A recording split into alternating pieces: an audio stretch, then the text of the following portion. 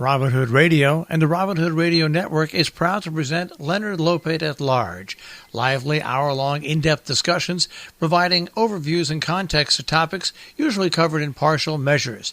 His guests include leading thinkers, scientists, artists, economists, farmers, historians, authors, and politicians. Mr. Lopate is a Peabody Award winner whose numerous honors include 3 Associated Press Awards and 3 James Beard Awards. Well, Lopate at Large, I'm Leonard Lopate.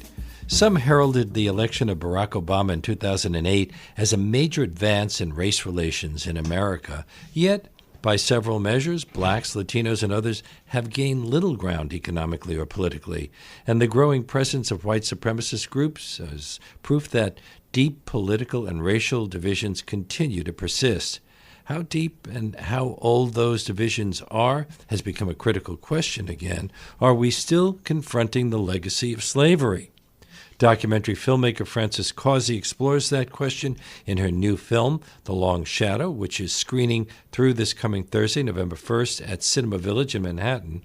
Frances Causey joins us now to discuss her film and the persistent destructive influence of racism in the United States. Welcome. Hi, Leonard. Thanks so much for having me on. It's great to be here. Did you set out to make this film in response to the events of the past 2 years, including the election of Donald Trump? Well, it certainly contributed to it, but what I was really catalyzed by was Ferguson, the riots in Ferguson, Missouri. And, I had known that things were bad, and then when I began to study the municipal court system there and how racist it was against African Americans, it catalyzed me to really look much, much deeper. And I ended up all the way back at our founding and discovered some very disturbing family connections to slaveholding in the United States. We'll get to those family connections in a little bit, but I was wondering if you felt whether you were tempted to delay finishing the film, given how rapidly things have unfolded over the past 2 years. We're still seeing some of the things that fit in perfectly with what your film is about. Sure. And so, we did represent contemporary America in a short way. I mean, there's a lot of history in the film, and it's a good question. And, there were some great films out, Ava DuVernay's 13, and Michelle Alexander was doing great stuff, understanding the impact of Jim Crow. And then there was the Civil War series on PBS. Right. I mean, we're a small independent production company, and so I really wanted to tell the story of the Southern political influence, which is kind of a niche, thread in the bigger story of why we are where we are today. And as a small independent company, it's difficult for us to react, to go out in the field and cover, what's happening immediately. But even moreover, Leonard, we really wanted to show that this problem we're having is deeply, deeply embedded in our DNA, and it goes all the way back to our founding, which casts a lot of questions about the myths surrounding our founding, but more importantly, how the terrible institutional racism and overt racism of the South and their politics spread to the rest of the country. I mean, the film is really a backstop for people to understand the context for everything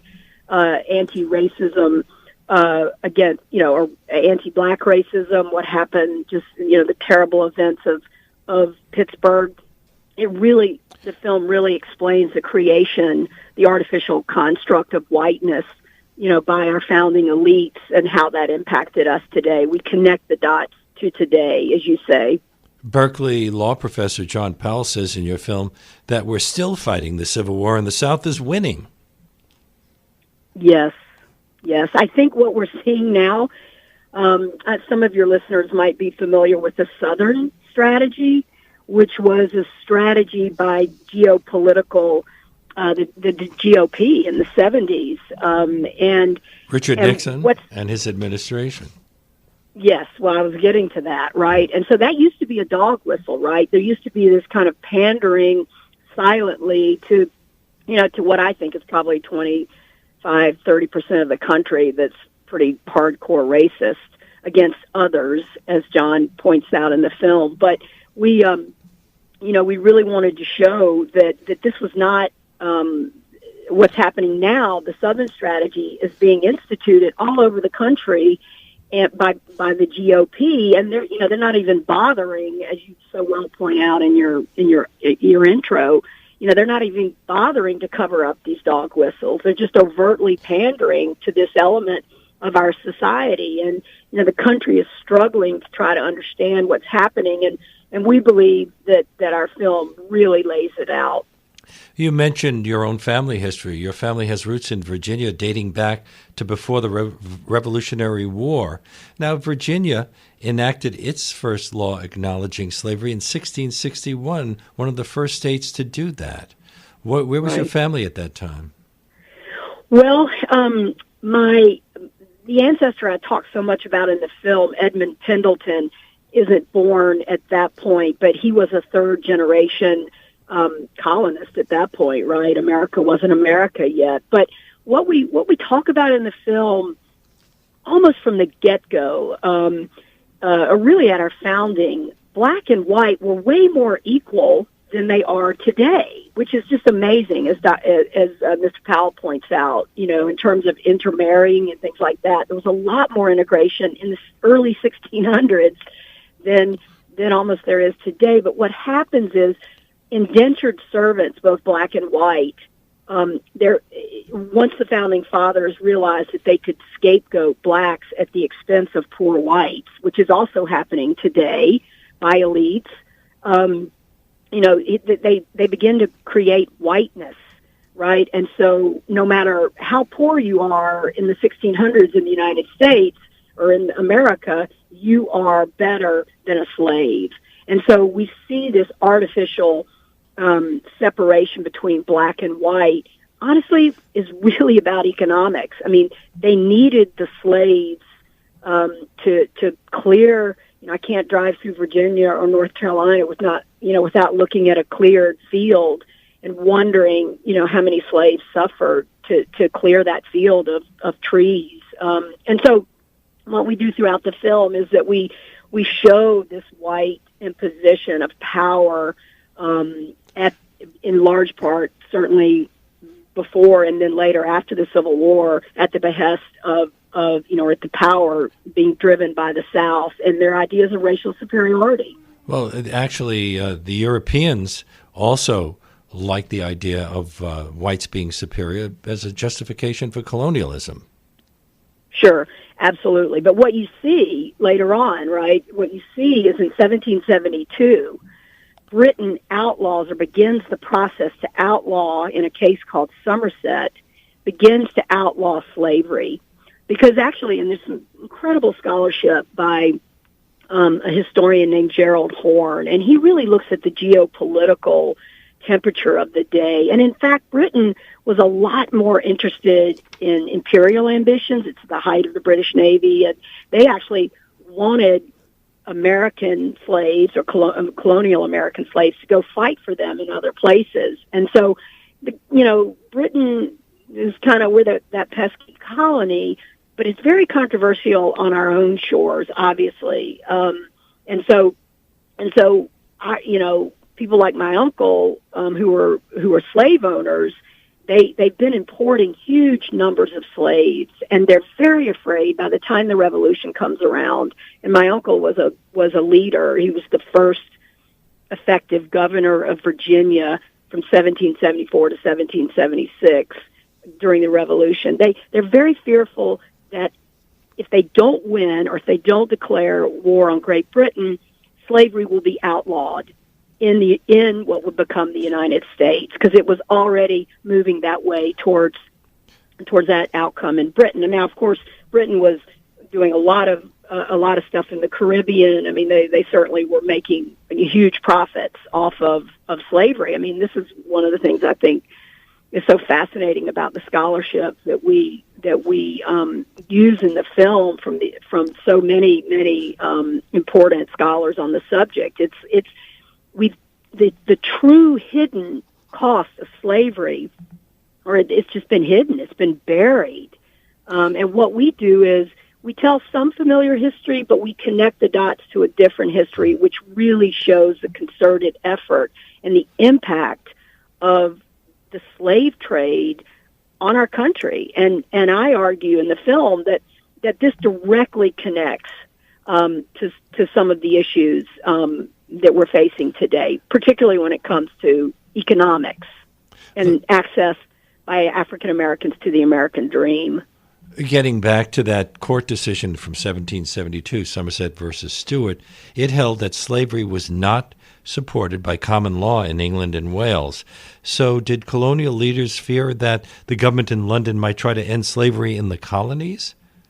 Because they weren't going to end it in the Caribbean. Well, now there you have, you're connecting the dots directly to my family. So what happens, right? So Edmund Pendleton he's kind of older. He's Thomas Jefferson's lawyer. He's an elder statesman in terms of the revolutionaries. He was much younger, and he basically, again, it was controversial, and they knew that they didn't want to deal with slavery in the Declaration of Independence, or what was becoming this document, right? So Edmund Pendleton, along with George Mason and others, of course, helped draft the Virginia Declaration of Rights in the 1775, leading up into the spring of 1776, I believe, are the dates. And they asked him to come up with, this is fascinating, Leonard, they asked him to come up with a dog whistle line, right? Because if you're gonna that excludes slaves, because if you're going to break from Britain, you have got to have slaves, and you've got to have the North, you've got to have the South, and what Virginia did, all the other colonies did, for the most part. It was the wealthiest and biggest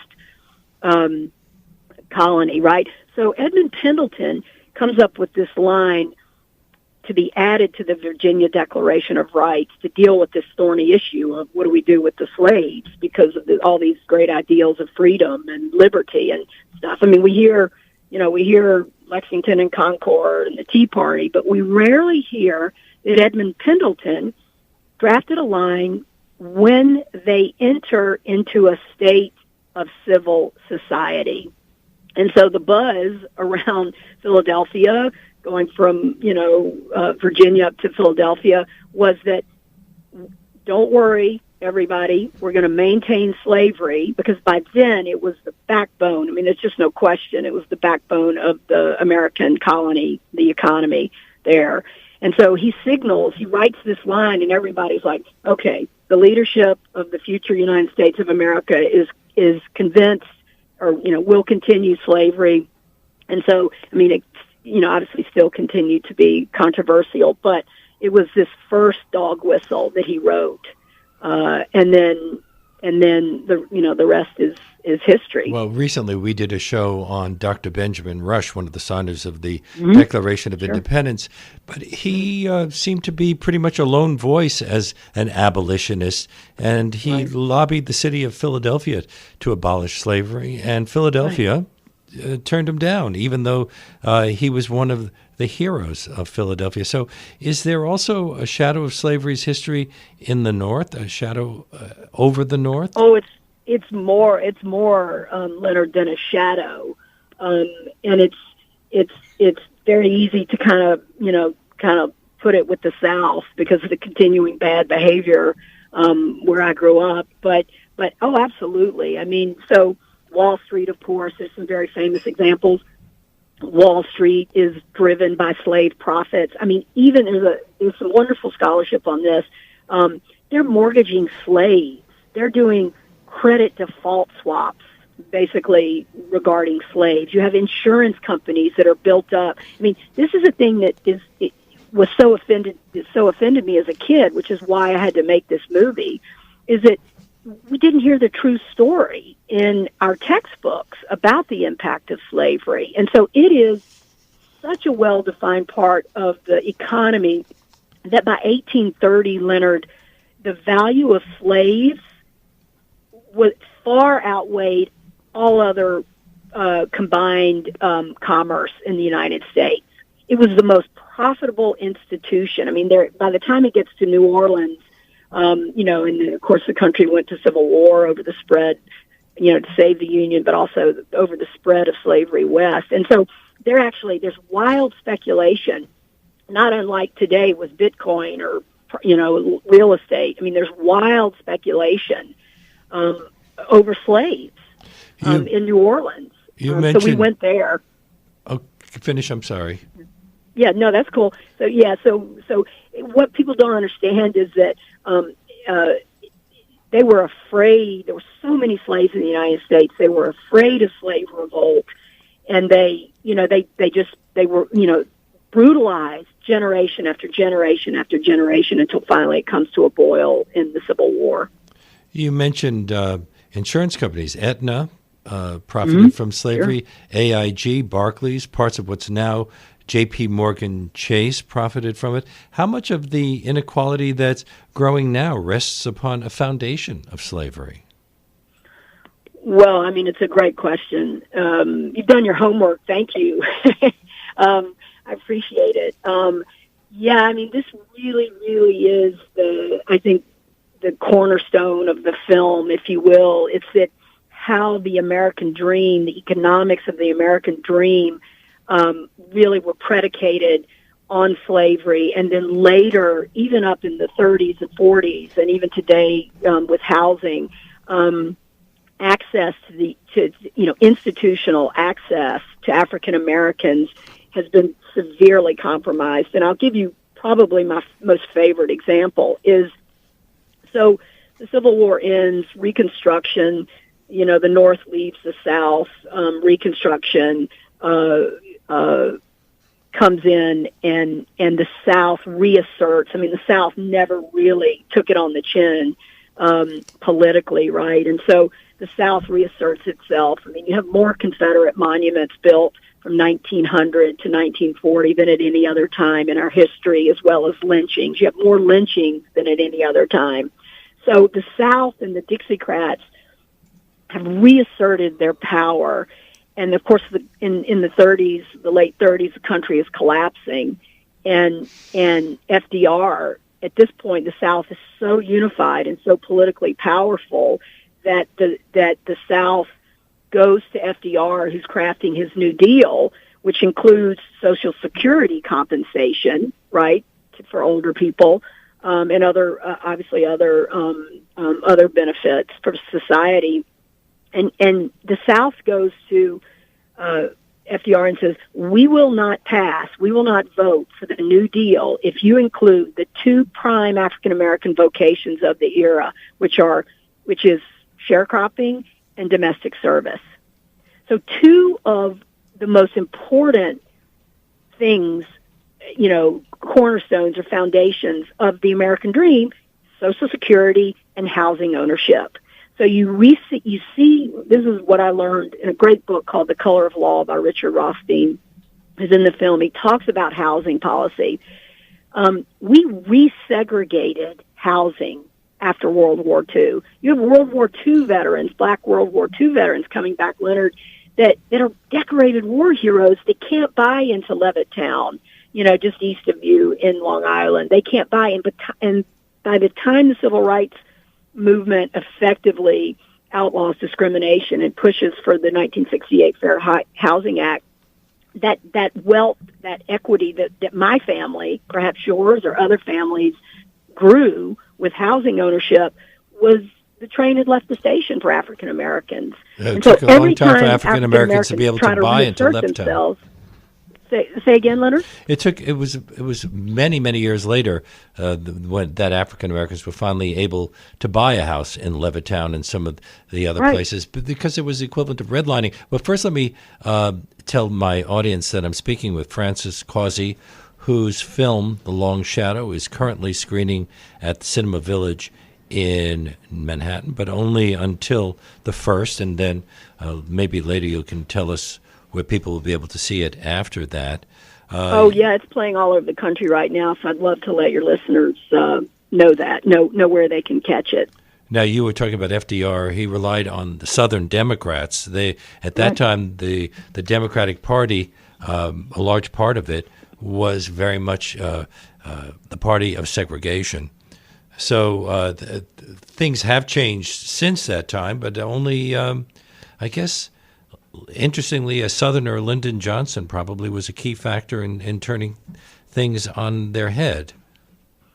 Right. I mean, he had the courage to say, with the Civil Rights Act. I mean, as Dr. Allen says of William and Mary says, it was clear that the South was not going to.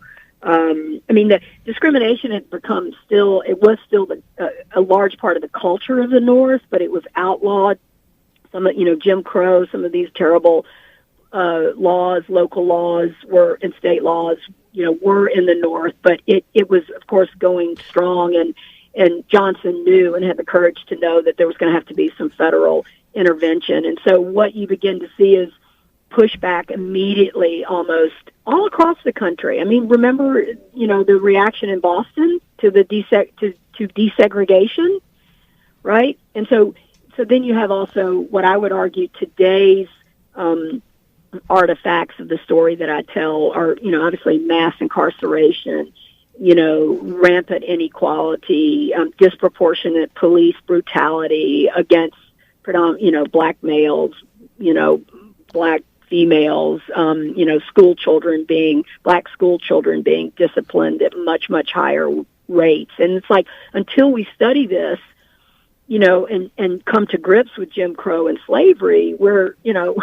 not going to get anywhere, and we need to study it, and it will also shine light on these other issues that we're having against anyone who's a non-white, is not a white Anglo-Saxon Protestant. I mean, quite frankly. Getting back to Wall Street, wasn't the Wall of Wall Street built in part by slave labor, and wasn't the Wall Street area once the site of slave auctions? Without a doubt. Without a doubt. Isn't there? It's built over. I think it's paved over where the first first wall built by slaves was.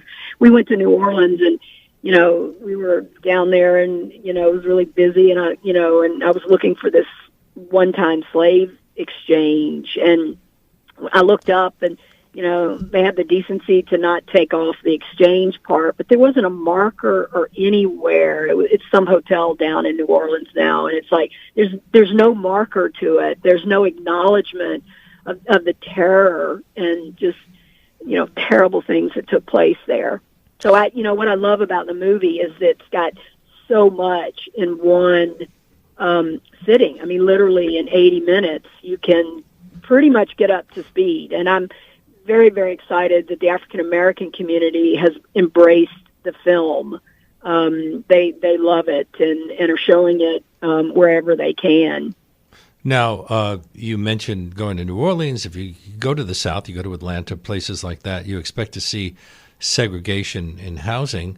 But pretty much every major northern city is very segregated. New York is, Chicago is, Los Angeles is, Boston is. So that's despite the fact that they were not those cities are not in former slave states. Isn't there a growing body of research that argues that slavery was central to how capitalism evolved in the United States? Oh, no question, and it is. I mean, there's just no question. So let's look at that specifically, right? Housing, right? Important aspect of the of the American dream. So you look at the role, for instance, and there are whites who have Section 8 housing vouchers as well. Don't get me wrong. And there are poor whites who struggle, but nobody institutionalized racism, anti-black racism the way we did. So for the matter of the discussion, we'll talk about that. So even if you're a developer, right, a commercial real estate developer, and you want to try to put, for instance, Section 8 housing in places where the schools are good, right? Because as we know, the quality of our schools is tied to property taxes in most areas, right? And so what happens is you see the legal discrimination get outlawed in housing, but you have in housing and in other areas, Leonard, you have what I call implicit bias, right? So developers, even if you have a developer who wants to put Section 8 housing in a nice neighborhood, there's usually such a backlash and this describes Ferguson to a T, really. You have such a backlash against putting public housing in those areas that the developers get in and move off. Or, as the Obama administration tries to do, you try to enforce, fairness at a federal level, and it's just so difficult. There's so much implied bias, with a significant number in our population that you just see the cycle repeating itself over and over and over again. And so you do have lack of integrative housing. What did you witness of the long shadow of slavery when you were a child in the South? Sure. Well, would it be all that different today? Yeah. Well, yeah. I mean, I think to some degree, not in terms of institutional things like with housing. I don't think we've made much advance there. I think, I witnessed things like, the lady, as most children of privilege. I mean, we had African Americans working for us, Southern children of privilege.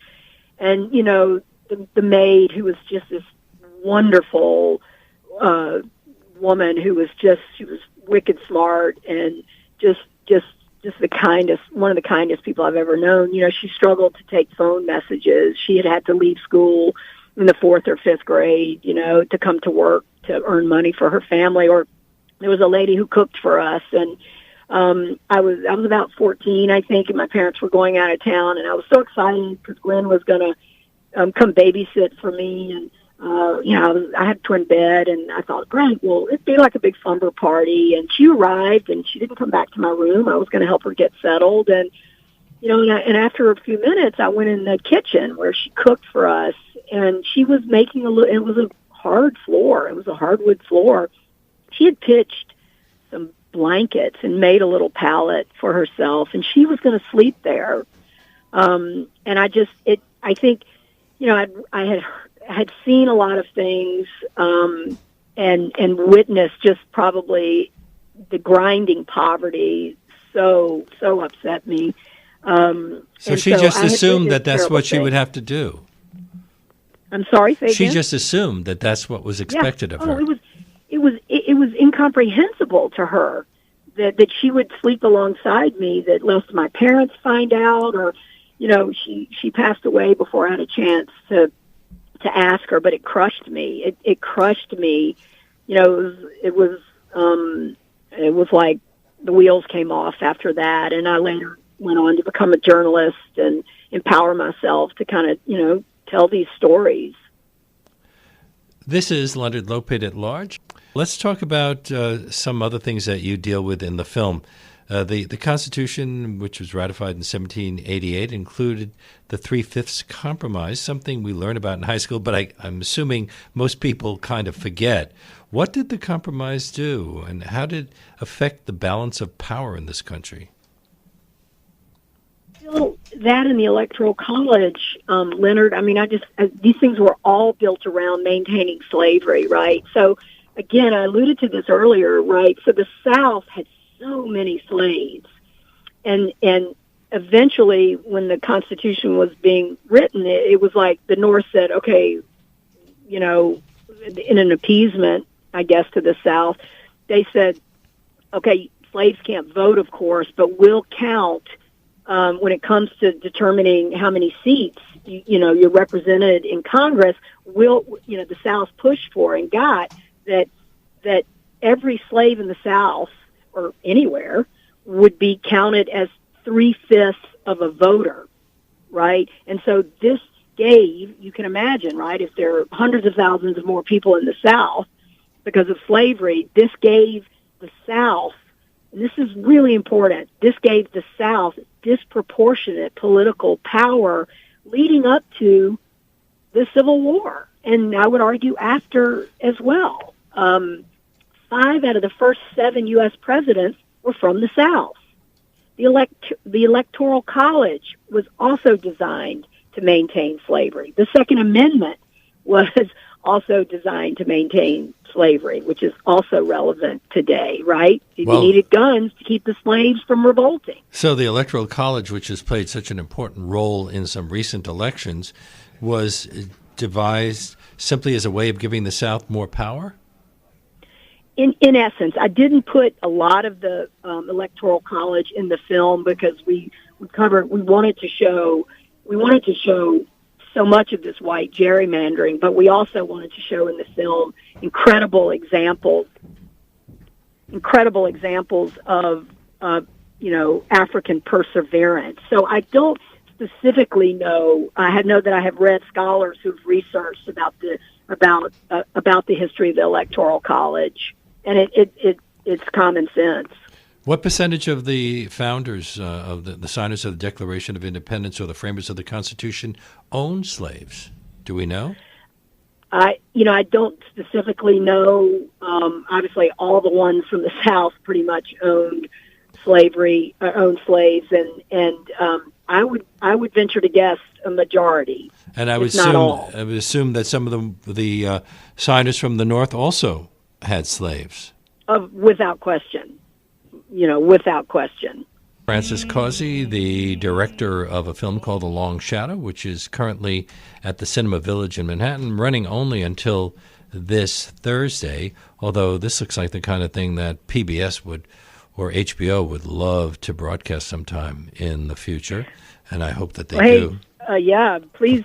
From my lips, out there, right? From your lips to God's ears. I mean, we really struggled getting the film in Southern film festivals and in Southern theaters, although I'm going to be in Chapel Hill November 12th for a screening at my alma mater, UNC Chapel Hill.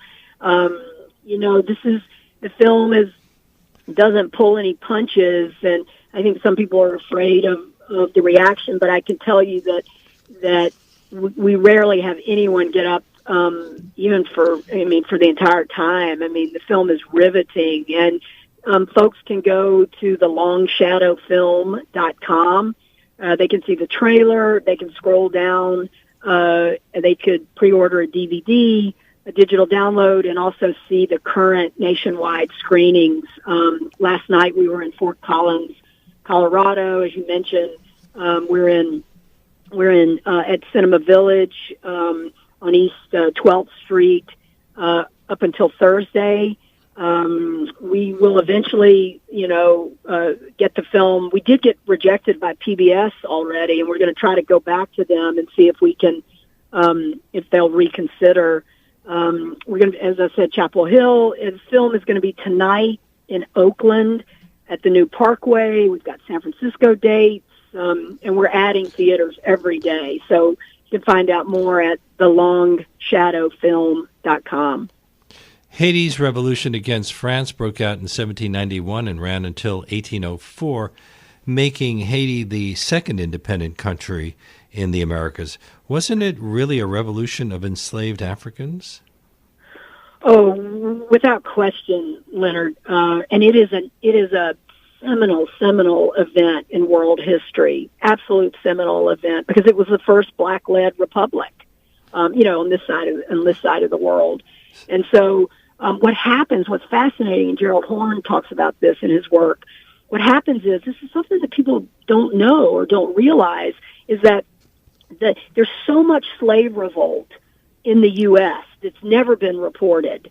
Denmark Vesey, Nat Turner, some of the more familiar ones. But so American slave owners are terrified during the Haitian Revolution that the white slave owners, if they weren't killed, they were going to bring their slaves with them, try to get them out of Haiti and go to the United States, which would have, again, this idea that there were so many more slaves in the U.S. than white people. There was this constant fear of slave revolt. And so, the Haitian Revolution has far-reaching impacts really all over the world. It's an important, there have been several great books written about it. So how did the American founders react to this revolution in Haiti? they were terrified. They didn't hail the defeat of European colonialism in the New World, something that was similar to what we had done? Right. No, they mainly were, just, again, so, again, you see indigo and rice and tobacco and all these crops, cotton. Boy, that's another story, cotton. That they really can't afford any kind of intrusions into their business. It's like anything else. It's like if you're a farmer, you don't want bad weather, too much bad weather, because it's going to ruin your wheat crop. I mean, this is the kind of callous, unscrupulous, terrible way that they think about these human beings as property, as chattel. They looked at it in the Haitian Revolution very much in terms of, well, not only having their own throat slit in the middle of the night, but they think in terms of how is this going to impact my business. And the U.S. didn't recognize Haitian independence until 1862, 58 years after the revolution. Right. So that answers your question right there. On the other hand, there was an abolitionist movement that was picking up steam in the United States. How did politicians from slave-owning regions respond to criticisms of slavery? Did they attempt to gag the debate? Absolutely. I mean, everything they could. And of course, but there's this prevailing feeling that slavery is so wrong. And the abolitionists go a long way towards, going towards pressure to bring about the Civil War. There's just no question, the abolitionists. But what happens is, like after most wars, you begin to see a downturn in the economy after the Civil War. And so the North leaves the South after about 10 years. And of course, that's when we see things like the Black Codes and convict leasing and the beginnings of Jim Crow popping up in the United States. And it's in the southern United States. And it's just particularly egregious, the suffering that's done, for instance, with convict leasing. I mean, before the revolution, you have slaves that have a material value in terms of, but with convict leasing, Convict leasing is a form of slavery, you're saying. Right. And so, convicts in the South, people are rounded up. I don't have any water with me. Bad choice. Convicts are used up, spit out, and they're more convicts to replace them because their local sheriffs have deals with local mining companies in Alabama, for instance, and they're just creating this constant flow of convicts. They're picking black folks up for like spitting on the sidewalk and anything they can to get bodies that they can actually sell them again to corporations. And then they go and they die in the mines, and they're treated just terribly, even worse, perhaps it's sometimes even worse than they were when they were enslaved. And there's a great book called, or I think it's a documentary called "Slavery by Another Name," about convict leasing. Now, getting back to before the Civil War, did any slave owners express reservations about slavery? There was a slave owner named Robert Carter who decided to free his slaves. How was that received by other slave owners? Well, this is another part of the fascinating hidden history about slavery. Of course, Thomas Jefferson had expressed reservations about. He was a slave owner, but he had expressed reservations about slavery. But he didn't free his slaves. Of course not. He was making too much money. It was the foundation of his wealth. But there was a gentleman named Robert Carter, who was the third, who was the richest slave owner in Virginia. And I believe he started out as a Baptist, and he worshiped alongside his slaves. And of course, later from the pulpit, once they realized how profitable slavery would be, that ended, and blacks and whites no longer worshiped together. But Robert Carter truly had a religious conversion. He said, this is wrong, and he had 492 slaves. and and he frees them all over a period of years, much to the consternation of his family and other slave owners. Right? I mean, but he did it. He did it. And one of the more beautiful parts of the film is we interviewed the descendants, LaTanya Lawson Jones and Tom Duckenfield. We interviewed them, their ancestors of the slaves who were freed by Robert Carter. They've started the Nominee Hall Slave Legacy Project. And Nominee Hall was a plantation where their ancestors were buried. But what they point out too, I mean, it shows the perseverance and how slaves fought back, and despite being, the possibility of being re-enslaved. Did they have many? What opportunities did they have when they were freed slaves? What could they do? Did most of them just go north, or try to go to Canada? No, they didn't really. Yeah, they didn't really have the resources to do that. I mean, as they point out, as Tom and LaTanya point out in the film, they could own a little bit of land. I mean, they could have implements. One was a weaver. I mean, they were farmers. I mean, they eked out. I mean, they were very entrepreneurial. They were very intrepid, despite this threat of re-enslavement, just by a white person's affidavit. Even if they weren't owned by a white person who said, "That's my slave, he ran away, she ran away," they could still be, that's all it took to re-enslave them. And so, as Tom points out in the film, they as free peoples, they were able to navigate this system, and they were able to pass that on to their next generation. And so there's just a tremendous amount of pride in their families about their history, and they have that history to hold on to. That's one of the things that is so difficult, I think, for a lot of African Americans. They don't have records. I mean, the only records exist are really in 1860, beginning in 1860, with census figures about ex-slave owner owned these slaves, and it's just their name, one name, and their age, and their young girl or male, 30-year-old male. I mean, and so there've been terrible there must be terrible repercussions not knowing your family history, and I found all this history out because my ancestor was a slave owner, and as many generations were on both sides of my family, and there's copious.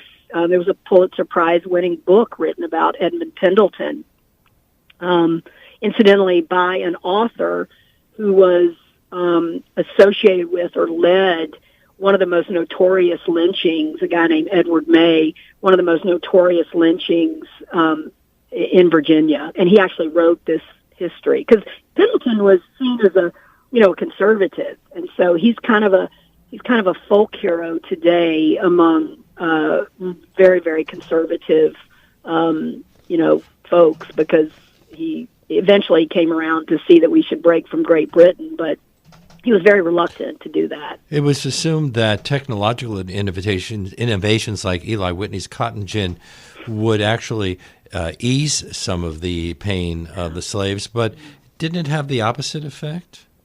Yeah, that's a complete misnomer. No, what it did is it made cotton. I mean, cotton became the most profitable commodity the world had ever known to that point, right? And so, if you could do it faster, I mean, you still had to pick it, right? And it just takes off. I mean, the cotton production just takes off, and when Whitney creates this machine, and that's when it really kicks into overdrive, the frenzy for the cotton, and the prices. Now in 2018, some economists are arguing that stagnant pay and work conditions are hindering productivity. What did slave owners do to keep their slaves productive?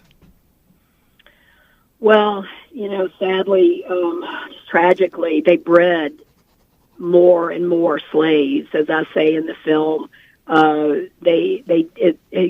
There's one particular, I think Charles City is the name of it, in Virginia. They bred more slaves. Again, eventually, feel so controversial, we ban the importation of slaves. But so what that does is I forget the year that we did that, but a lot of people are confused about those kind of dates. I mean, but we didn't ban slavery within our own country. We banned the importation, the Atlantic slave trade. You couldn't bring, and a part of that was protecting the slave owners, protecting their monopoly. So what do? They breed more and more slaves on their own shores. The Supreme Court is always a controversial place, but some of the decisions that the Supreme Court came up with really reinforced slavery and then later discrimination. You have the Dred Scott decision in 1857, right. And then later you have Plessy versus Ferguson in 1896 that institutionalizes separate but equal. Now, for a short time after the Civil War, there were actually freed slaves who were elected to office. What happened? How did we get from that to Plessy versus Ferguson? Right. So what you have, I think, and I'll leave some of the particular details to Supreme Court scholars, but what you have, I mean, constitutionally, in those two cases, I mean, in Dred Scott, these are the few little tidbits we got, growing up, and even now these things are being whitewashed from the pages thanks to the textbook, the Texas School Book Commission, approves a lot of the textbooks. I mean, slavery is being reinvented as a states' right issue, right? And so a noble cause. Say again? A noble cause in some circles. Right. So you begin to see what happens terribly at the local level is you begin to see these local laws, these state laws. I mean, you've got it as, more contemporary, they begin to outlaw with the Civil Rights Act. But you have these local laws and these customs. And again, the importance of this implied or implicit bias that is passed, Leonard, from generation to generation to generation. And so then you fast forward to today, and, the ultra-right, these nationalists, these white nationalists have been very effective at saying, well, maybe not so much, the people that unfortunately, Sayoc and the ones who did, the guy who did Pittsburgh, the massacre in Pittsburgh, yeah. But you have politicians cleverly backing up that narrative or that dialogue with, oh, well, you can't infuse race into, and there's an important Supreme Court case in the 1950s that said you can't inject race into politics or law. Well, that's absurd. I mean, we've never dealt with the impact of how we did, racially infuse our laws and our Constitution. And so we haven't even studied it, and we're already saying that it's, that we can't do anything based on race. Now, of course, there's affirmative action, which needs to continue to take place to right these old wrongs. But, unless we recognize that there's a problem or that this history, I mean, we did it with the Japanese in the 40s. We interned them. We dealt with it. We gave them, remuneration. It's like we've yet to do anything like this collectively as a nation with regards to slavery. And I contend because we're still so racist as a country. Well, weren't the 13th, 14th, and 15th Amendments of the Constitution, the Civil War amendments, intended to address the injustices of slavery? They did. So what they did is they outlawed slavery as a business per se, but you could, if someone was convicted of a crime, and Ava DuVernay talks about this so beautifully in 13, if you were convicted of a crime, that would be, that would be null and void. I mean, you really could be enslaved, and that's when convict leasing came up. So yes, we ostensibly, outlawed these things, but they continued to live on in white culture to great benefit. I mean, the Dixiecrats, this extends even to into national health care. I mean, there was I think it was Eisenhower that was trying to get national health care in the 50s. And the South said, nope, we're not about to be in the same hospital with African Americans. I mean, we can't even, in 1938, we can't even outlaw slavery. We can't even agree as a country to outlaw lynching, in the 1930s. Now, Michelle And this has just Alexander. been a regular, this has just been a very blip in time between then and now. Michelle Alexander and others have argued that we're seeing a new Jim Crow in the form of laws that disproportionately penalize blacks. And also, we have been hearing reports of voter suppression, redistricting, the kind of moves that are being made by people like Brian Kemp in Georgia. Right. So what I contend, just like the white slave owners in the 1600s scapegoated people of African descent, so the poor whites would vote with them and would be allied with them. The same thing is taking place today. This dog whistle, this racist dog whistle. Well, blacks are getting all the welfare, and poor whites are saying, well, I want welfare, but blacks are getting welfare at the expense of me. I mean, this is just, and Ian Haney Lopez in the film talks about this, and there's this larger picture of scapegoating, pandering to these emotional kind of base arguments that when people's livelihoods or their existence is threatened. This has been going on in our country since its founding. And a lot of people know this, and we just finally, we just examined it, we investigated it, and really connected the dots of this history to the present. You tell so the again, story. I mean, it's hard to sometimes quantify, Leonard, these thoughts, feelings, and how this discrimination takes place. But there's no question it's there. Well, some of the shocking stories you tell, like the one of Thomas Willis, who was shot along with 5 of his coworkers by another worker, Douglas Williams, at a Lockheed Martin plant in 2003.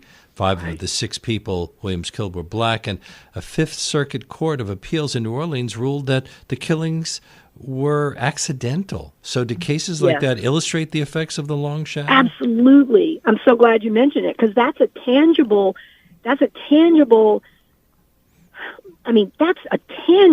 material example of how far we have to go, right? So Thomas Willis was a hero. I mean, for an African American in the South, he had a union job making aircraft wings for Lockheed Martin.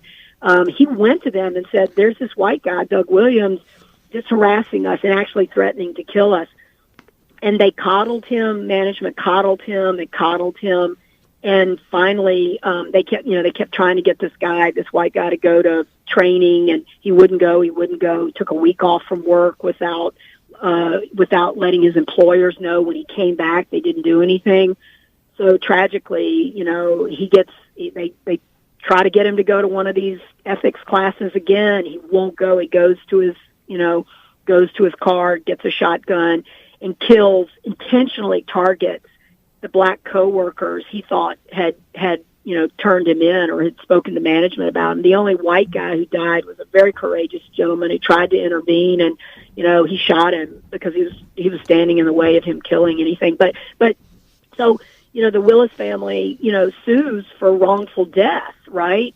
As an intentional act of violence. It goes to the Fifth Circuit Court of Appeals in New Orleans, and they reject it outright. They ruled that the shooting, this intentionally racially motivated mass shooting, was a workplace accident. Now, we have very little time, but I just want to address one other thing. I was wondering how well we're doing at confronting the facts of our history. Edward Baptist's 2014 book, The Half Has Never Been Told, was criticized in a review in The Economist because, quote, almost all the blacks in the book are victims, almost all the whites villains. The reviewer added that Professor Baptist had abandoned objectivity by putting a few slaves at the heart of his book, which is a book about slavery. Right, and it's a great book. And this over political correctness, or I've been criticized for making this film about the African American experience or slavery experience in the U.S. And my rebuttal is, no, the only person that could have made this film is a daughter of the white privileged South. That we as a nation need to look at this history. We haven't dealt with it because we continue to deny that it exists. And if you really understood the true history, you would not be writing things like that in a criticism of Baptiste's book, which is quite extraordinary. The amount of research that went into it, as well as the amount of research that went into this film, 5 years of my life. Well, Francis Causey's film, The Long Shadow, is currently at Cinema Village in Manhattan, running until this Thursday. Thank you so much for being on our show. Thank you so much for having me on, Leonard. And that brings us to the end of our show. My great thanks to Francis Causey, to Hugh Sansom, who produced this segment, to Reggie Johnson, who was at the audio controls, to Charlie Morrow, who composed our theme music, and to my assistant producer, Jesse Lent, who makes things run smoothly here. Leonard Lopate at Large comes to you on Saturdays at 4 and Tuesdays at noon. You can subscribe to Leonard Lopate at Large podcast on iTunes and by clicking on Robin Hood Radio's archive program site, which is robinhoodradio.com. You can also check out Leonard Lopate at Large Facebook page. We hope to see you next week.